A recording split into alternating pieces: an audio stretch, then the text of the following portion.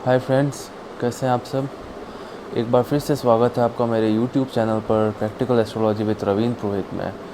तो फ्रेंड्स, अपन एक जो बर्थ चार्ट होता है उसके जो हाउसेस होते हैं 12 हाउसेस, उसके बारे में अपन डिस्कस कर रहे थे। अपन पूरी वीडियोस की जो सीरीज़ है वो मैं बना रहा हूँ, आपको सिखाने की कोशिश कर रहा हूँ। राइट, साथ में सीखेंगे, साथ में आगे बढ़ेंगे, समझेंगे। ऑलराइट, तो फर्स्ट हाउस के बारे में अपन ने डिस्कस किया था। फर्स्ट हाउस लगन, जिसके लॉर्ड को कहेंगे लग्नेश। द्वितीय भाव, जिसके लॉर्ड को कहेंगे द्वितीयेश या धनेश। तृतीय भाव, इसके लॉर्ड को कहेंगे तृतीयेश या पराक्रमेश।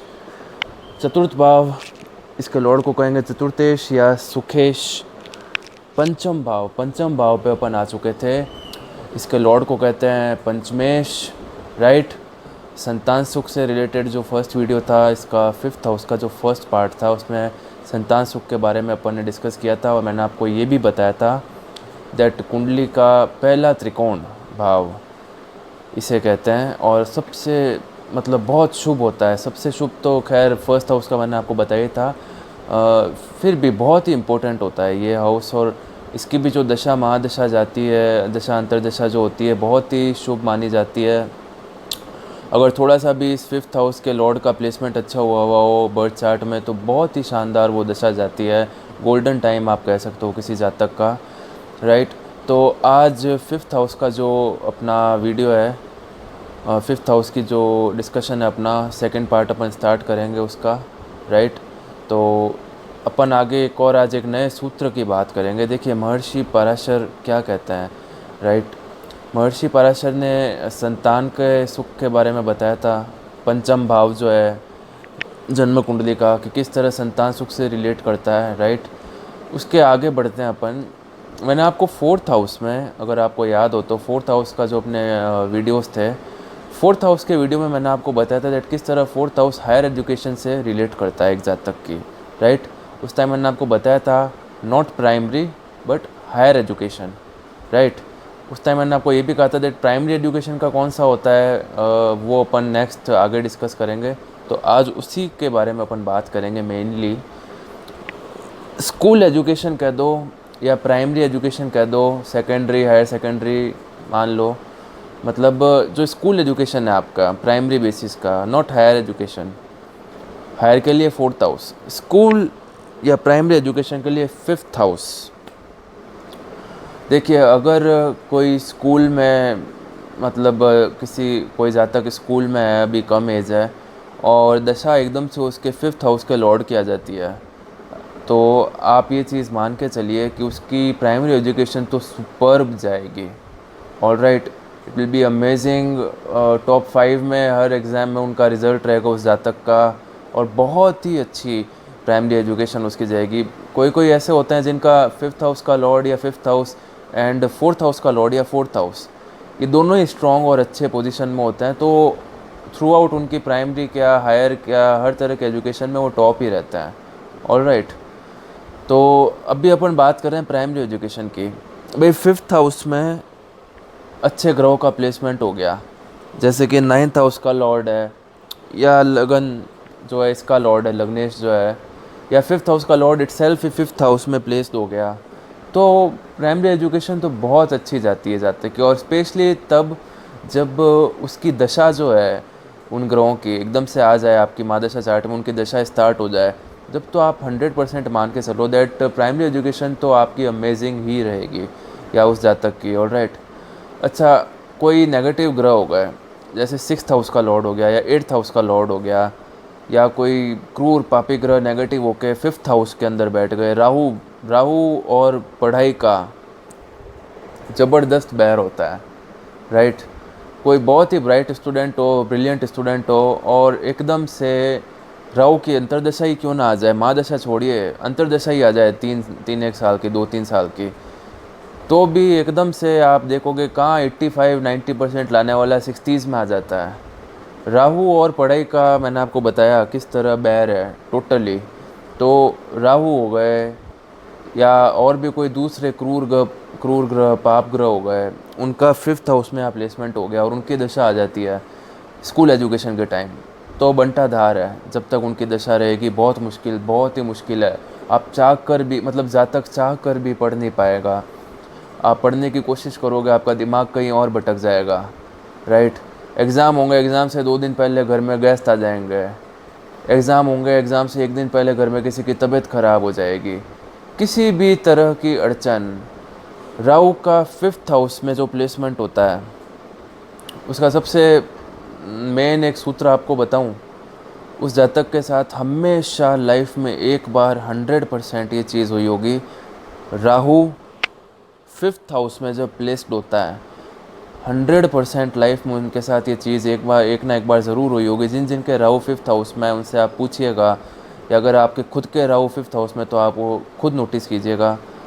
मतलब 100% चांस है दैट एग्ज़ाम जो है वो कभी, मतलब स्कूल एजुकेशन के टाइम उनके एग्ज़ाम था साइंस का और वो पढ़ के चले गए SST सोशल स्टडीज़, ऐसा भी उनके साथ कभी ना कभी कन्फ्यूजन हुआ होगा।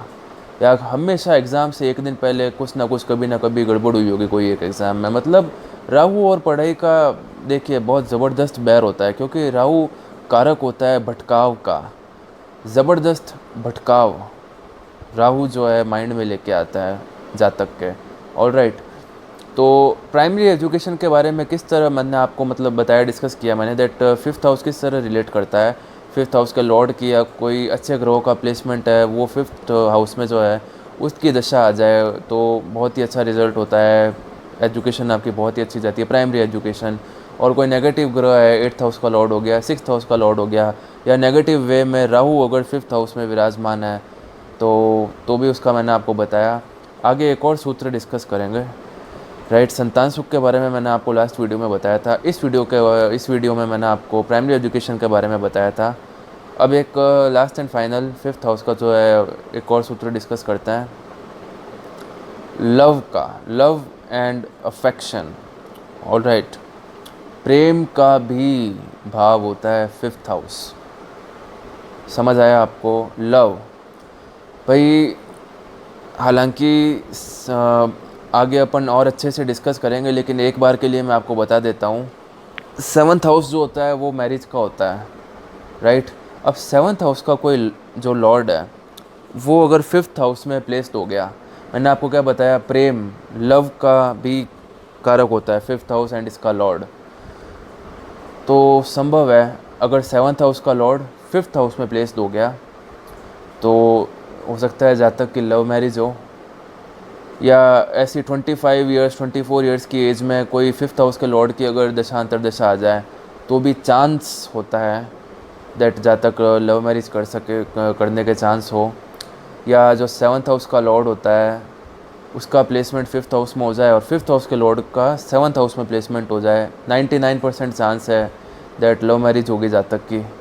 ऑलराइट, या 5th हाउस का जो लॉर्ड है वो 7th हाउस के लॉर्ड के नक्षत्र में उसका प्लेसमेंट हो जाए, राइट। भाई मान लीजिए जैसे कि कर्क लगन की कुंडली होती है, कर्क लगन में 7th हाउस का लॉर्ड कौन हो गया? शनि, एंड 5th हाउस का लॉर्ड हो गया मंगल। अब मंगल जो कि शनि के जो नक्षत्र होते हैं, राइट, पुष्य नक्षत्र हो गया और ये उत्तरा भाद्रपद हो गया, राइट, ये दोनों देखिए शनि के नक्षत्र होते हैं। ऑलराइट, तो इसमें अगर मंगल का प्लेसमेंट हो गया, ओके, तो चांस है दैट जातक की लव मैरिज हो। ऑलराइट, उसके बाद जो 7th हाउस का लॉर्ड है वो मान लीजिए 5th हाउस के नक्षत्र में उसका प्लेसमेंट हो गया। थोड़ा सा आपके लिए अभी ये सब कंफ्यूजिंग है, बट आप सिर्फ एक बार अपन जो हाउसेस का डिस्कशन कर रहे हैं उनको समझने की ट्राई कीजिए आप, दैट कौन कौन से हाउसेस से क्या चीज़ रिलेट करती है। भाई 7th हाउस का लॉर्ड है शनि, कर्क लगन की कुंडली का just for an example upon discuss कर रहे हैं, वो प्लेसमेंट, उसका जो प्लेसमेंट हो गया वो मंगल के नक्षत्र में कहीं प्लेस्ड हो गया जन्म कुंडली में। भाई मंगल के नक्षत्र क्या हो गए?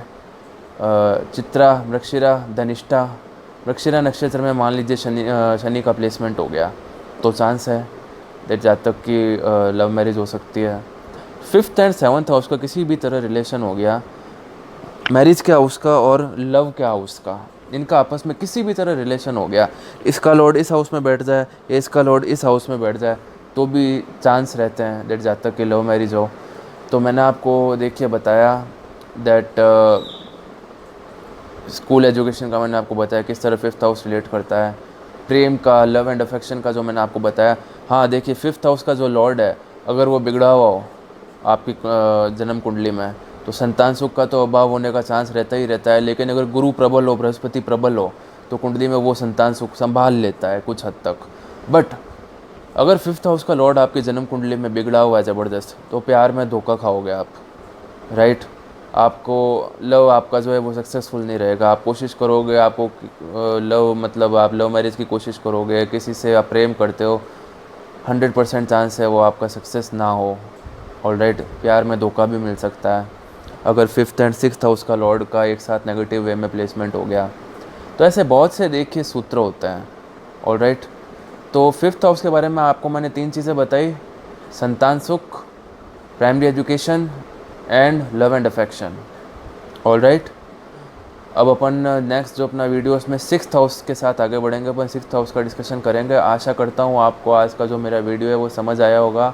प्लीज़ प्लीज़ लाइक कीजिएगा मेरे वीडियो को, जितना ज़्यादा हो सके शेयर कीजिए, एंड प्लीज़ सब्सक्राइब कीजिएगा मेरे चैनल को, एंड पास में जो बेल आइकन है उसे दबाना ना भूलिए। बिकॉज ऑफ दैट जब भी मैं वीडियो अपलोड करूँगा हाथों हाथ आपके पास नोटिफिकेशन आ जाएगा। एंड आपको किसी भी तरह का कोई डाउट है, कोई चीज़ आप पूछना चाहते हैं मुझसे, तो बेझिझक आप कमेंट में आपका क्वेश्चन टाइप कीजिए, 100% I will answer that. Alright, मिलते हैं next time. Thank you so much.